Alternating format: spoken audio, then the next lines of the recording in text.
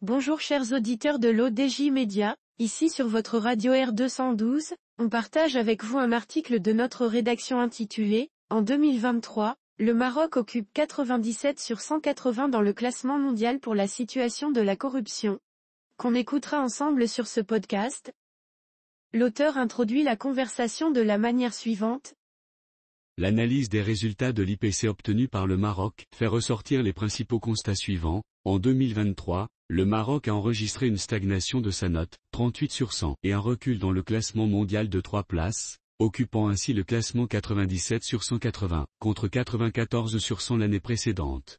Le Maroc continue sa régression dans le classement, pour la 6e année consécutive, en reculant de 24 places et en perdant 5 points. Depuis 2012, le Maroc a gagné 1 point, alors qu'il a perdu 9 places de son classement. Sa note a été impactée par la baisse enregistrée au niveau des sources VDEM, projet variété de démocratie, et professeur, guide international sur les risques pays. La dite note du Maroc reste toujours inférieure à la moyenne mondiale de 43 sur 100. Le Maroc se classe au milieu du tableau dans la région MENA, occupant la 10e place sur 18 pays, sans changement par rapport à l'année précédente.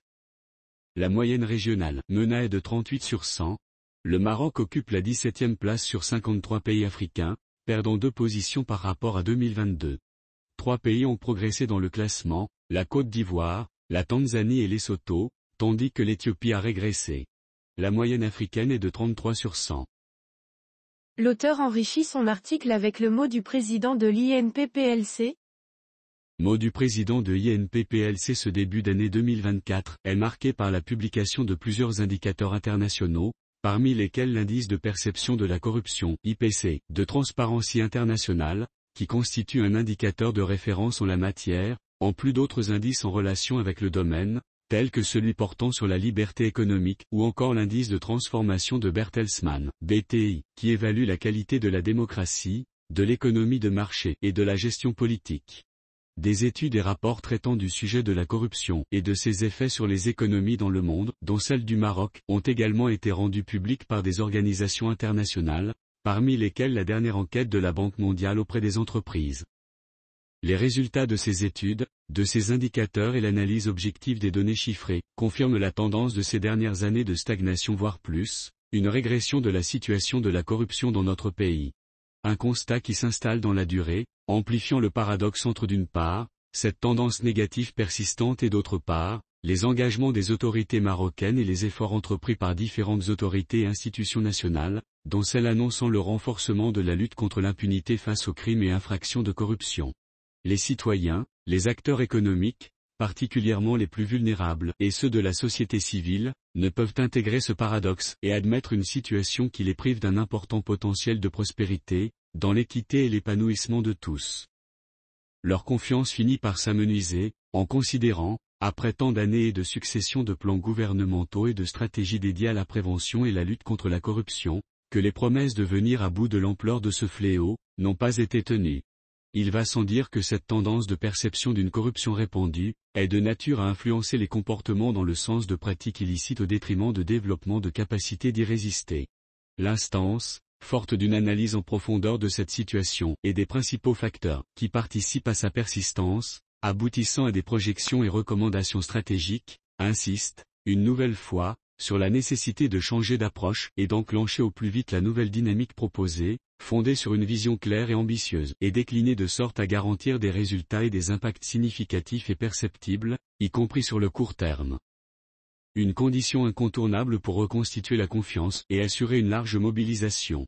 La nouvelle approche se veut holistique pour répondre à la complexité du phénomène et de ses manifestations, couvrant les différentes dimensions, éducative, sensibilisation, prévention et dissuasion, répression et en réservant des approches adaptées à chaque domaine et profil des populations cibles, citoyens, usagers de l'administration, monde des affaires, monde politique et acteurs publics, en plus du champ de la législation et celui de la justice et de l'application de la loi, le tout accompagné par un approfondissement de la connaissance objective du phénomène et par l'innovation et la transformation digitale comme orientation stratégique.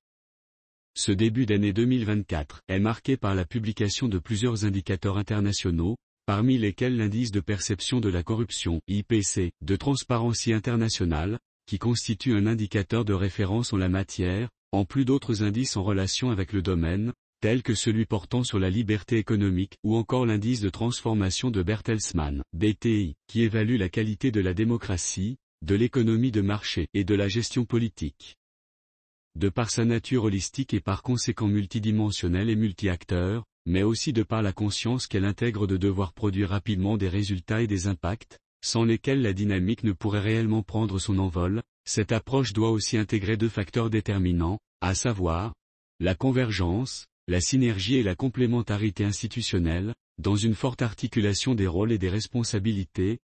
la prise en compte du facteur temps pour redonner confiance et pour avoir la capacité d'absorber et d'anticiper la complexité croissante du phénomène et des pratiques associées, qui intègrent les développements technologiques et des réseaux financiers et de transactions à l'échelle mondiale.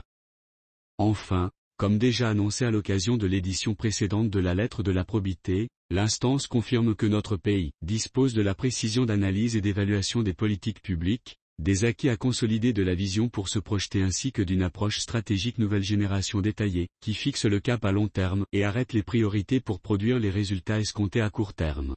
Il est alors permis d'alimenter l'espoir de faire de l'année 2024, un point d'inflexion majeur qui nous propulse dans une nouvelle ère de prévention et de lutte contre la corruption, où le phénomène de la corruption s'inscrirait dans une tendance fortement et durablement baissière, permettant à notre pays de se hisser en modèle sur le plan international et assurer à l'ensemble de nos concitoyens, des générations actuelles et futures, les conditions de dignité, de prospérité et d'épanouissement.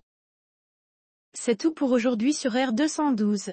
On se dit au prochain podcast de nos chroniqueurs de l'ODJ, restez à l'écoute pour plus d'actualités. Et merci de nous avoir écoutés, à très bientôt.